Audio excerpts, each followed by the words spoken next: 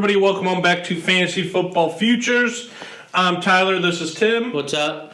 And we are, what is today? Tuesday, October 12th. Coming off of Week 5 NFL football. We had an exciting game last night with the Ravens versus the Colts.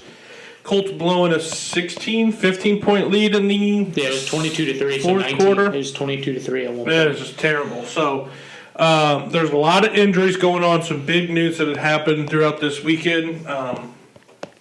Let's go ahead and jump right into some of the injuries and the news around the league. Injuries first is Saquon Barkley's out with an ankle injury. I know they said he'll miss a couple weeks, but to me it looked pretty bad. What did you think on that one with Saquon's? Well, it looked his ankle was about as big as his foot, or about as big as his calf. He has some pretty big calves, so it looked pretty bad.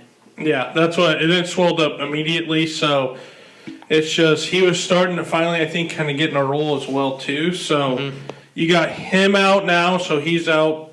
I bet he's out at least 4 weeks or more with this ankle injury. So looking at Devontae Booker to pick up. Daniel Jones went out that game as well with a concussion. Dove in, got hit head-to-head, fell down his head.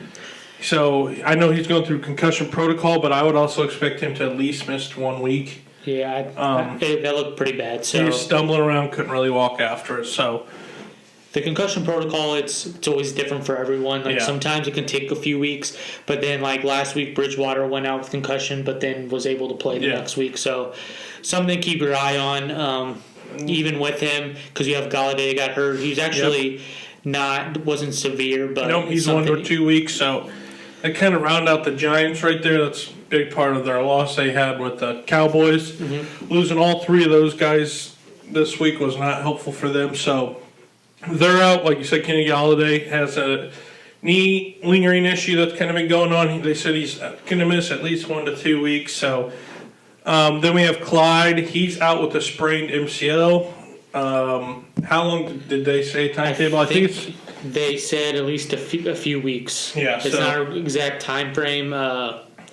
Looking at Damian Williams for the next Darnell Williams. Sorry, so I always get this. He'll be one to be look out for is with him going out as well. I know they also came out with that they're looking at picking up Marlon Mack from the Colts now, which I think will be a big pickup for them. He's a good receiving back and he's a hard runner. He's just kind of lost in the mix with Indianapolis. Then you got Russ, who dislocated his finger on Thursday night. He's out for at least, they're thinking, hopefully to get him back by a month, but I could see it being a little bit longer. So Geno Smith's going to take over there. Geno actually didn't look bad, but I still don't. The Metcalf and Lockett, if you have them, it might be a bad few weeks for them. Yeah, that's what I'm kind of interested to see what's going to happen there because we also came out with Chris Carson, his neck injury. That's something that's going to be lingering throughout the whole year. Alex Collins is taking this place, so really they're just kind of banged up all over the field. So maybe they're giving Geno a chance to throw the ball without having Chris Carson. Really so you could see numbers increase with DK and Tyler Lockett because the best thing for a backup quarterback to do is get the ball into their best player's hands. So I'm kind of curious to see what that's going to look like this week. We have Juju. He has a shoulder injury. He's going to be out for the rest of the season. Now, that's huge for anybody who has Johnson, Najee, and Claypool now. We saw this week in Claypool step up, take over that number 2 receiving role this week.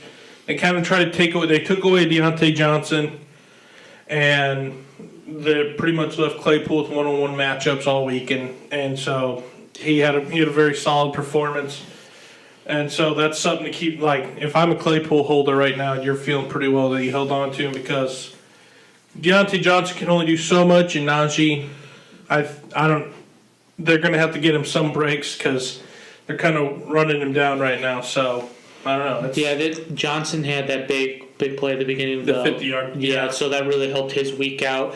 But I expect to go back and forth with these two and they both can have that big play. They have that big play potential. So if I have any 3, I'm starting them no matter what. Yep. With Juju out every week. Yep. And then the biggest news over the weekend that has happened: John Gruden is now out as the Raiders head coach over some racial emails and everything that he sent from 2011. This is just, I'm curious to see how this team is going to rebound after something like this. They have not looked good the past 2 weeks, and I think this week we saw that it was just a huge distraction for their team throughout the week, and they did not look good. So, I don't know. I'm kind of interested to see, what do you think this team's going to look like moving forward now without Gruden? Well, it's good that they got him out right away, so now they have a whole week without him. Yeah. They'll probably just get the whole team together, kind of just...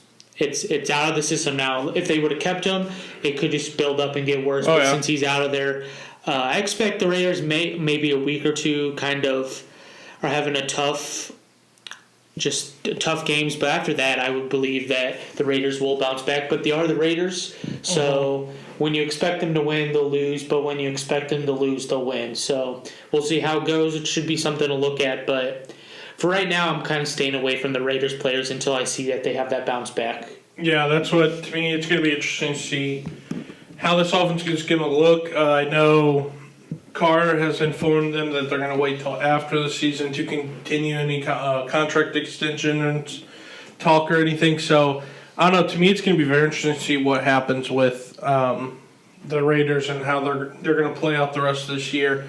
You could see them all coming together and having a huge week. Or it could just be, I don't know, be interesting to see what kind of happens here.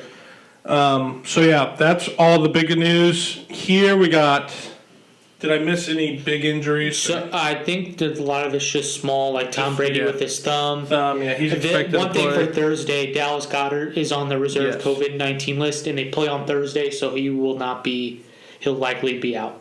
Yep, so that's a big news coming out of their camp. But that is all the news for right now. Let's go ahead and move on to the booms and busts for this week 5. Now, this week was a week full of huge performances from players. It was kind of hard to narrow down, so we just kind of came up with a little list of booms. There wasn't many busts, but there definitely was a handful of them. But the booms, I think we'll go ahead and start here with the team that we're not really shocked is performing as well as they are in the Los Angeles Chargers. Here you had the three-headed monster of Herbert, Eckler, Williams, all going off this week against the Browns. It was a back-and-forth shootout game.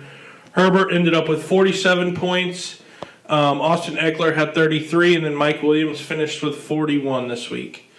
To me, this was just kind of the big surprise is the Mike Williams number for this season so far. But over the last 4 weeks, he's shown that Mike Williams is one of his favorite targets, and he's going to continue to find him in the end zone. So, I don't know. Those three, I think you'll continue to see huge numbers, but they, to me, were the best for this whole weekend if you had any of those guys. Yeah, Mike Williams in standard, he's actually the number 1 wide receiver, and then in PPR, he's number 2. He's staying healthy, and I think that's the big thing. He had 16 targets, 8 catches, 165 yards. His yards per catch was 20.63, and they had the 2 touchdowns. So he's getting those deep passes, he's catching them, and so he's getting all those red zone targets. Taking that away from Keenan Allen. Keenan Allen had himself a decent game, but the Chargers just seem to be the best offense in the NFL because they're playing against a Browns defense who actually it's a good defense, and they just threw all over them, and the Chargers just don't look like they can be stopped. Nope. The Chiefs are looking bad, so the Chargers are kind of in control of that division right now. Yeah, so, I mean, Justin Herbert has shown last year that he's very capable of being an MVP guy, and it looked like he is very much en route to becoming an MVP winner this year. Austin Eckler is doing continuation of what he was doing last year before he got hurt. He's just a dynamic threat in the backfield. I know he had 2 touchdowns on the ground, 1 through the air. I know the last touchdown he scored, the Browns picked him up and drug him in the end zone. But that's all he does, game plan situations. But, I mean, you have any of these guys, anybody on the Chargers right now, maybe besides Jared Cook, you're looking at a big week in and week out with these guys. The Chargers and overall are looking like winners for fantasy and in the division, so it's something to keep an eye out for them. That was our first boom, kind of a trio. Let's go to a kind of another trio here we saw on Monday night, which was Lamar Jackson, Mark Andrews, and Marquise Brown. All have huge games. Lamar Jackson finished with 46 points. He had 442 yards passing and 4 passing touchdowns with no interceptions. Mark Andrews finished the game with 11 receptions, 147 yards, 2 touchdowns, 41 points, and he also had 2 two-point conversions as well. And then Marquise Brown had a nice game again.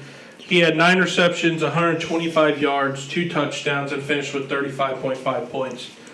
Marquise Brown has shown that he is going to be a very utilized weapon for the Ravens, and he's kind of shown that he's back to his old self from 2019. So this game showed that Lamar is more confident in his passing, and I think this was the breakout game for Andrews, who's kind of been slacking at that tight end position this past week.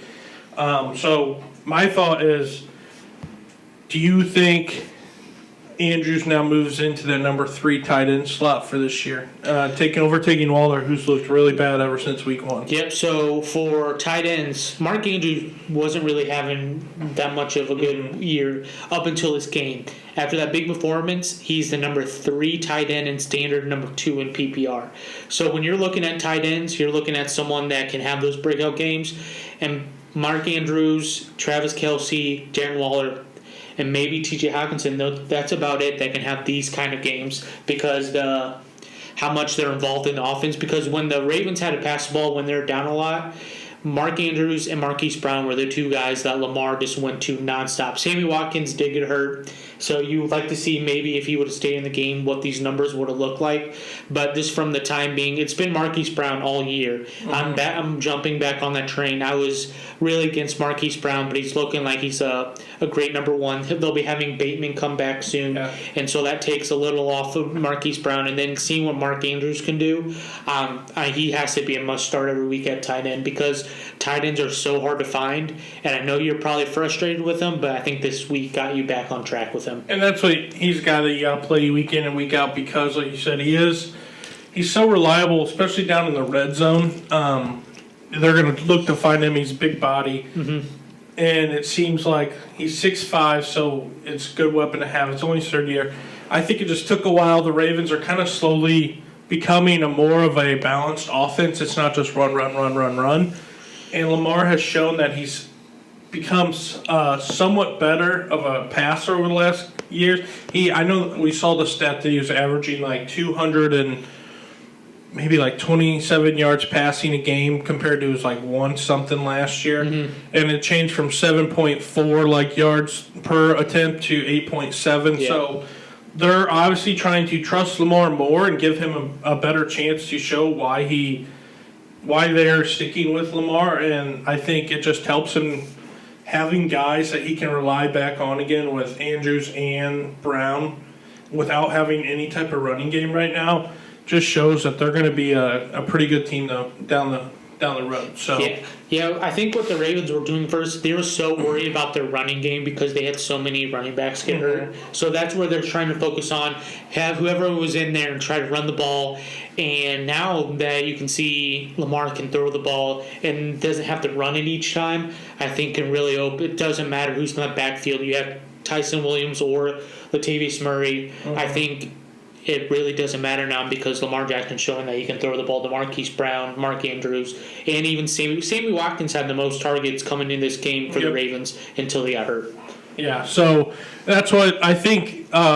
Sammy Watkins only helps Brown, and I think the addition of Rashad Bateman, I don't think it's going to hurt anybody a whole lot. I think you might see some targets go to his way, but right now, if I'm the Ravens, I wouldn't fix what's broke right now. Mm-hmm.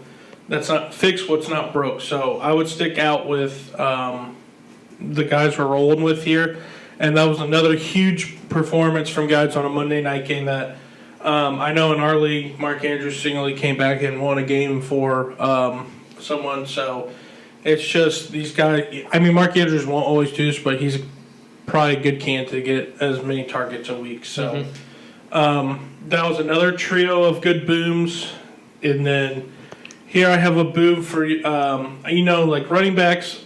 I feel like this was a solid performance all around. I'm just going to go ahead and run through some names. So, like Jonathan Taylor, 34 points. He had 116 yards receiving, 53 yards rushing.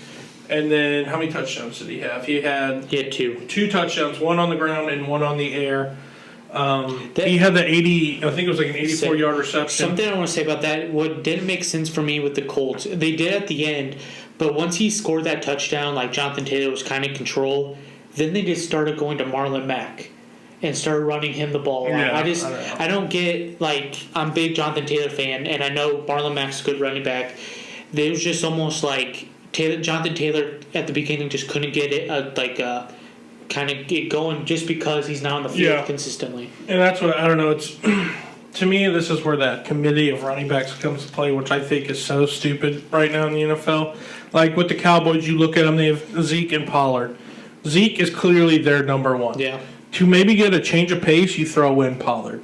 Now, if Zeke has the hot hand, they're not going to pull him. So that's what I don't get why they pulled him either. He was looking like he was in control. And then when running he came the back in and finally got consistent touches, he was. Yeah. So I don't know. It's weird to me what teams are doing now, but I like Jonathan Taylor, and I think this showed I think he's had over his last 10 games he's averaged 100 yards rushing per game. Mm-hmm. I know some of those numbers are skewed, but still, it's like. He has shown that he can be the guy there. And if you don't want to trust him passing, that's fine putting Akeem Hines in. But I think Jonathan Taylor needs to be their main back, and he needs to see more than 52% of the snap count in a game. But yeah, so he had a huge week. Another big one is Derrick Henry, no surprise. He had 130 yards rushing against a bad Jaguars team. And then what really capped it off was he had 3 rushing touchdowns. Yep.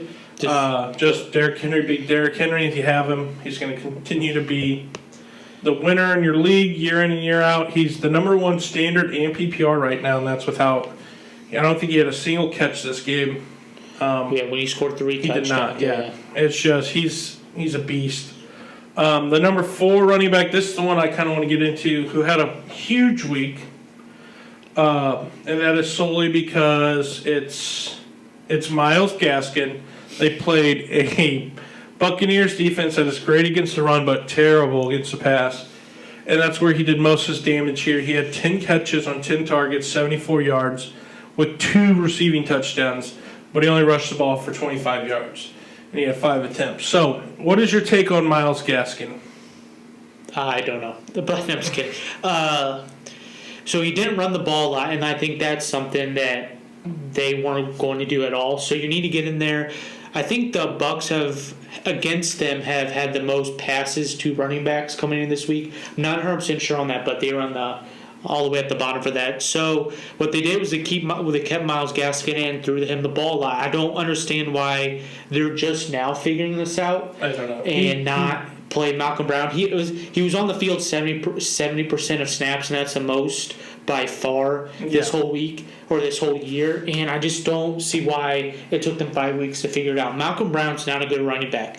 Myles Gaskin, maybe he's not a great runner, but he's a great passer out of the backfield. So just keep him in the game, and it just gives you another option to throw to for Brissett. And this is where I argue. I think Myles Gaskin is the only reason I've read on why they're not playing him is because he's a poor pass blocker. Yeah. Which to me, who gives a crap when you have a guy who can average 5 yards a carry? Like he's getting the ball, he's averaging 5 yards a carry. His yards after contact, he's like top 3 in the NFL. So to me, it's why are we continuing to play a guy like Malcolm Brown, who we've seen over and over again, who can't get the job done. Ahmed's fine, but I don't know, with Brissett getting hurt, that was another injury we had.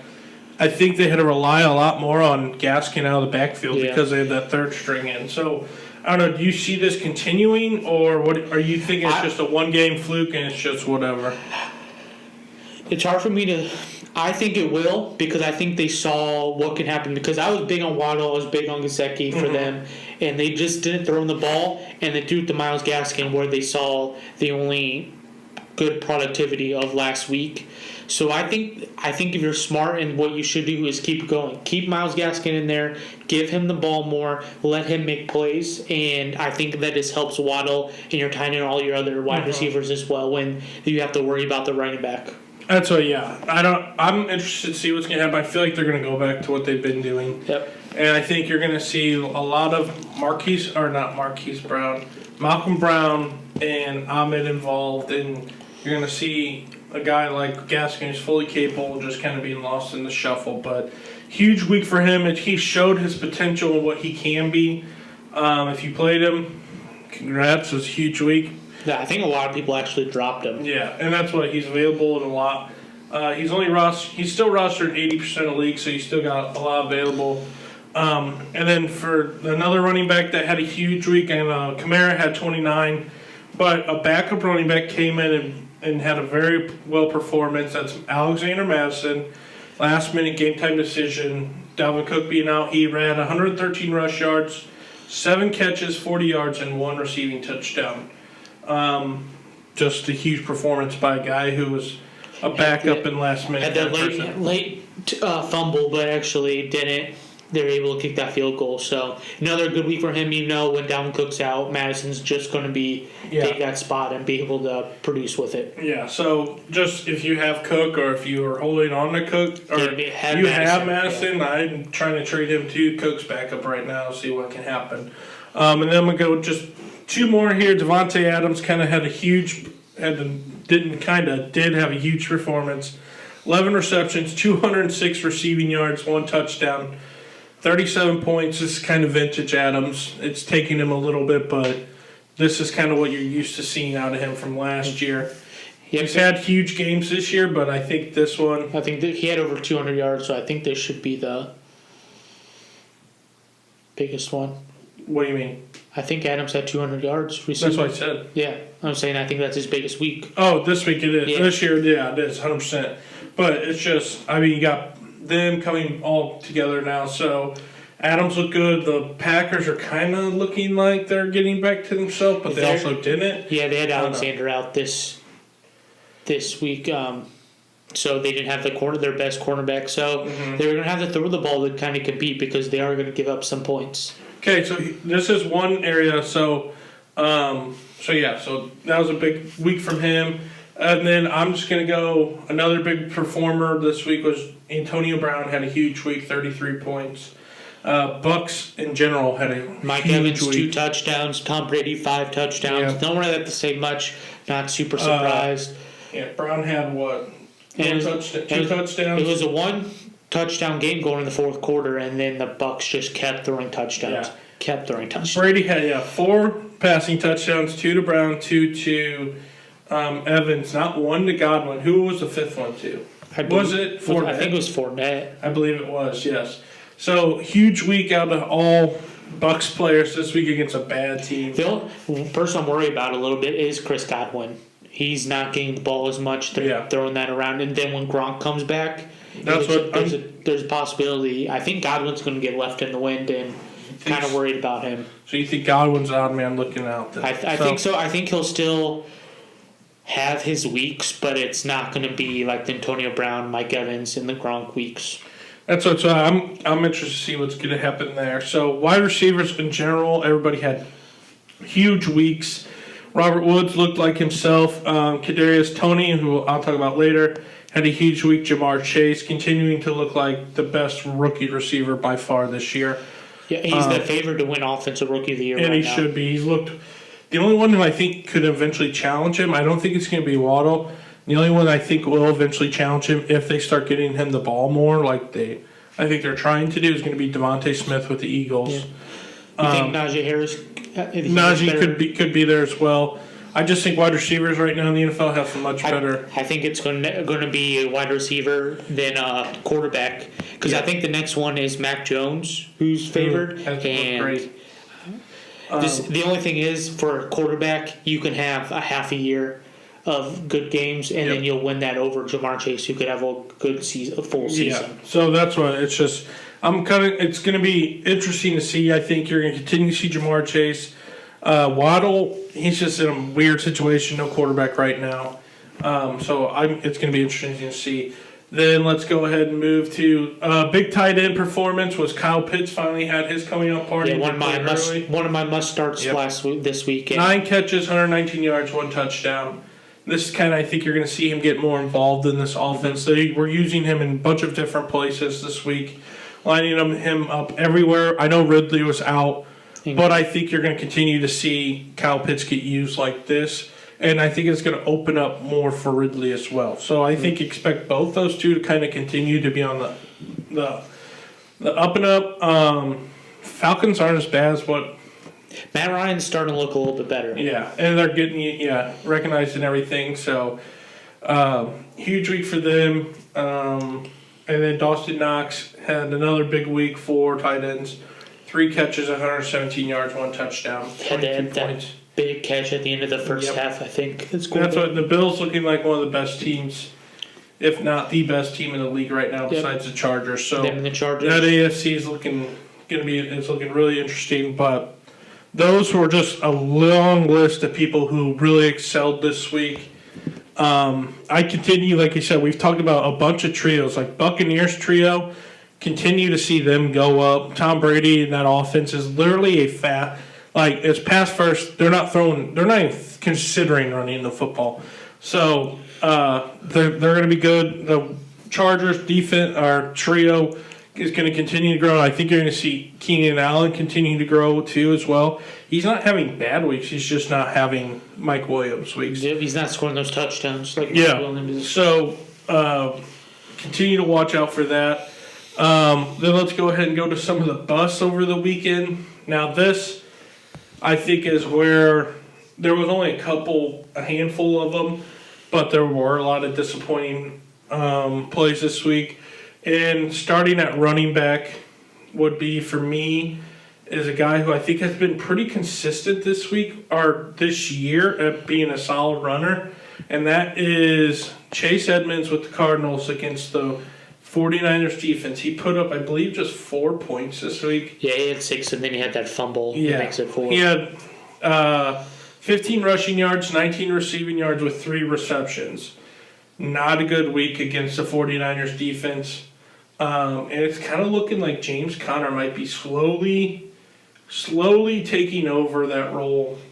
If not, they're splitting time. So he was on the field 48% of the time, James Conner was. So with Chase Edmonds, is this just a 1 week fluke, or is it something you're worried about with him? I'm a little worried about. He was coming into the game. He was like game time decision. Mm-hmm. And he had 61% snap count, but like you said, James Conner is getting a lot of those big-time runs. He was in the end zone a lot, but now James Conner is on the field a little bit more when they're not in the red zone. So he had the least. Edmonds had 3 receptions. That's the least he's had all season. Only had that 6 carries, which is the least he had all season as well. So you can't blame this one on his injury coming in. But if it happens again next week, then I'm definitely worried about him. I have him on my team, and I'm not going to be starting him next week because they are playing the Browns. So I want to see what they do. And but yeah, it's about to be worrisome for Edmonds if he has another week like that. And that's what it did play a little role with his hamstring injury. But to me, I don't know. I'm interested to see what it's going to look like. They did have a tough matchup.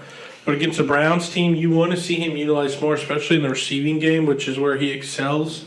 But, I mean, with the dinged-up hamstring and everything, it's something to keep an eye out for.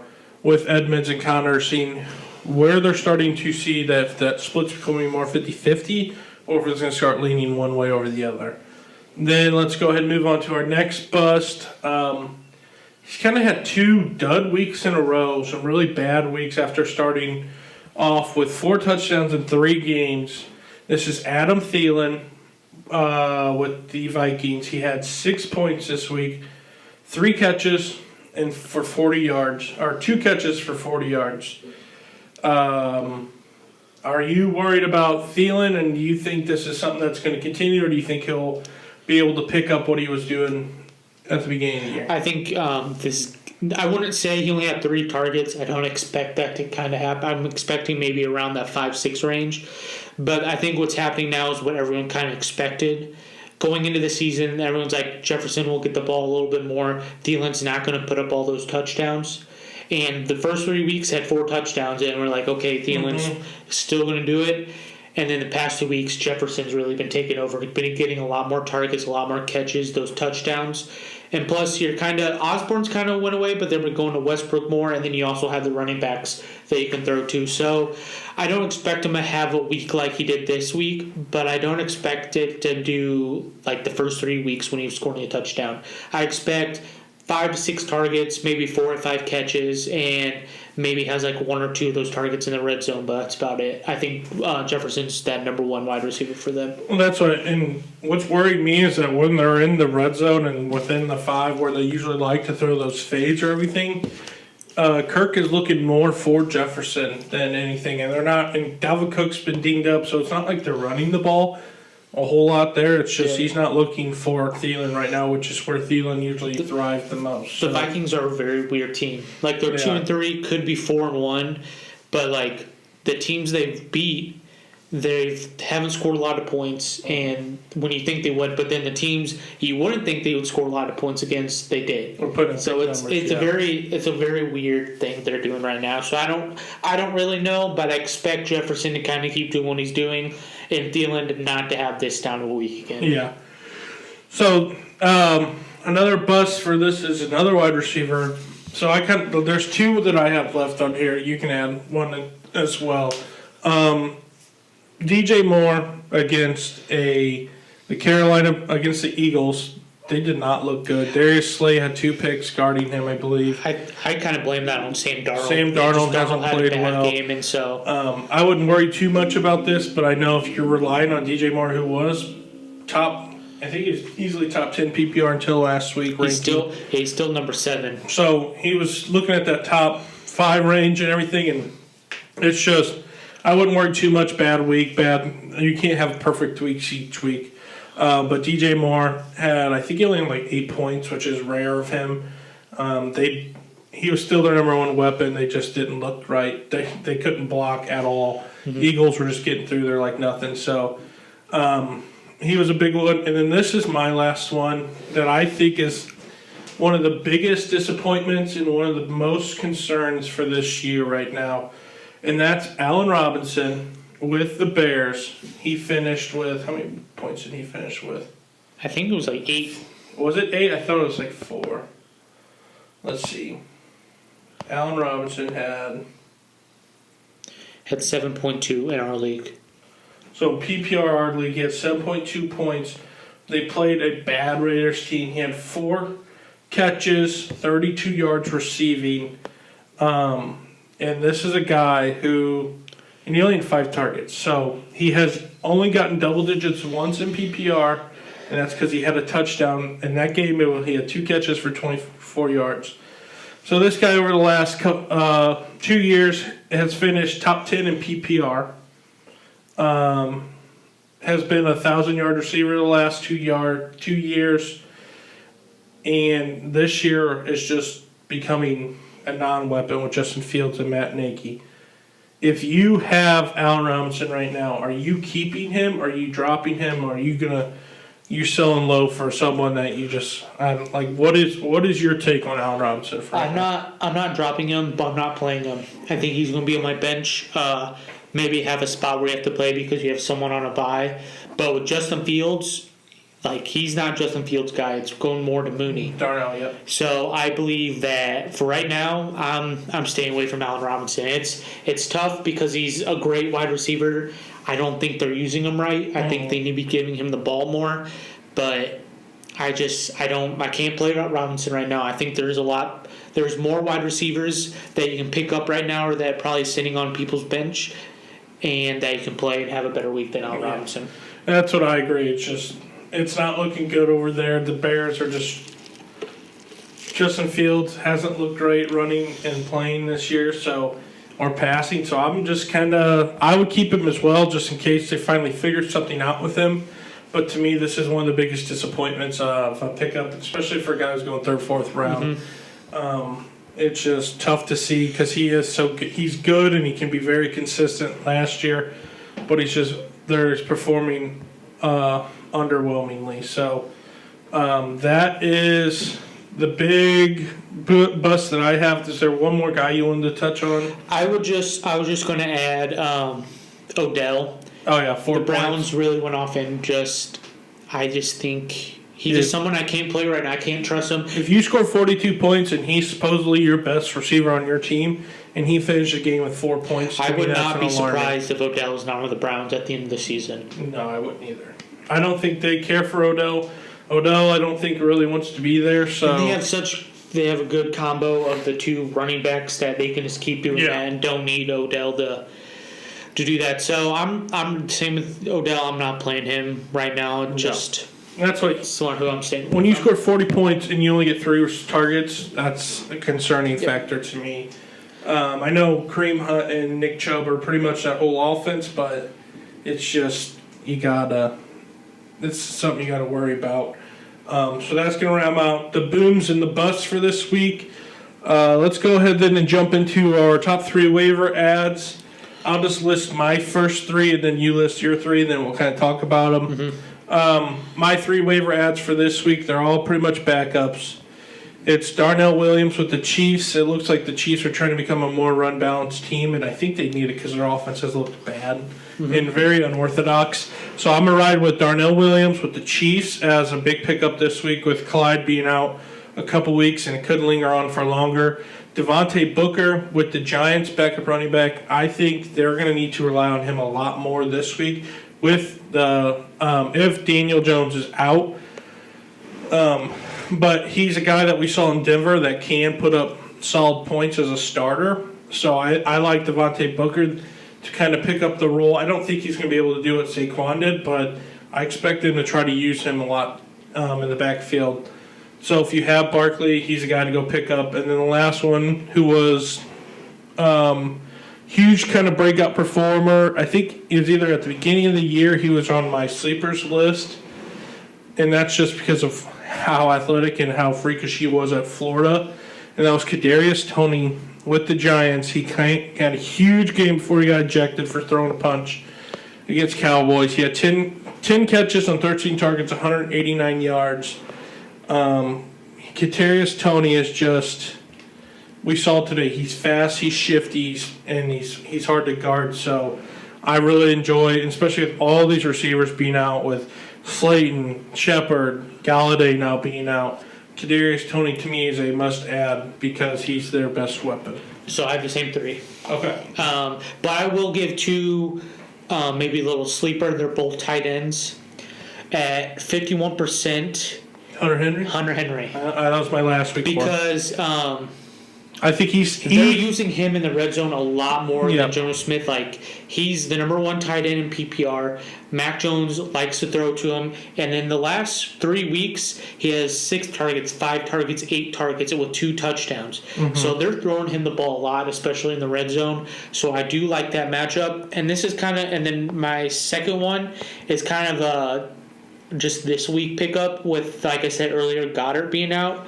I'm going to Zach Ertz because the last 3 weeks he has 7 targets, 8 targets, 6 targets. He only has that 1 touchdown, but with Goddard being out, Jalen Hurts likes throwing to his tight ends. Yes. So only has 1 throw to now. So I think Zach Ertz might be a good week against Tampa Bay this week, who's not, like we said, not good against the pass. So I believe that. But going back to earlier, I like picking up Darrell Williams. He's been in this Chiefs offense before. It's not like he's not been able to play or anything like that. So he'll fit right in. Booker with the Giants, he's a pickup because he's just a number 1 running back. The Giants just look bad, so I don't expect him to be like a stud running back. But if you need a running back to play, especially in leagues where you're kind of really hurting for a running back, he's a great play. And then Toney, I think Toney's the real deal. I don't know why the Giants kind of hid him for a few weeks, but I even thought he was going to be suspended after that punch, but it looks like he's not going to be. He's just going to be fined. So pick him up this week. He plays against the Rams. It looks like if Jones is in or if their backup, who's their backup? Glennon? Mike Glennon. Yeah, they both really like him. They'll throw to him a lot, so I expect him to have big games for the rest of the season if he can stay healthy. So I like those 3 pickups. I think those are just kind of who everyone's picking up. But if you're trying to look for someone that maybe not everyone's going for, the Hunter Henry and the Zach Ertz would be good pickups for you. That's why I think Hunter Henry is definitely one that's sneakily getting more targets than what you would expect. I'm going to throw just 2 running backs here too as well. That's if you have Aaron Jones, I'd go pick up A.J. Dillon just because of the fact that A.J. Dillon's looking like he's starting to get more involved with this offense and running the football, and especially in the red zone game. He's a huge back. He's 6 foot. He weighs 247. He's a tank to bring down. So for me, that's something to keep an eye out for. And then another guy that I have that should be targeted, I think, because I know he's on a really bad team, but they're starting to utilize him more, and he's a rookie, and that's Michael Carter with the Jets. That's true. They're really getting him the ball now. Yeah, they're starting to get him more involved in the run game, and he's looked well in the run game thus far. But it is the Jets, so it's something to keep an eye out for. But if you're hurting for running backs, picking up a guy like him is definitely something to look out for. So I will add one more from the news that we got today. If you're in those dynasty leagues or like maybe those really deep leagues, picking up Marlon Mack because the Chiefs are looking at him. You've seen Marlon Mack. He can run the ball. He's good. So if the Chiefs go and get him and they make him the starter over Williams, that might be something. He's only 16% owned right now, so he's going to be out there. I'm going to guess really no one's going to go for him still, so you should be able to get him on a cheap price. And it's for those dynasty or those deep leagues where you might have extra bench, anything like that. Yeah, so those are our waiver ads and our booms and our busts for the week. And that'll take us into the weekend. On our next episode, we'll talk about Thursday night show, Thursday night football, who to start, who to sit, and then in our picks, and then we'll get out a Sunday one as well. So we appreciate all the support. Go check us out on our social media and everything, and we will catch you guys on the next episode. Appreciate it. Deuces.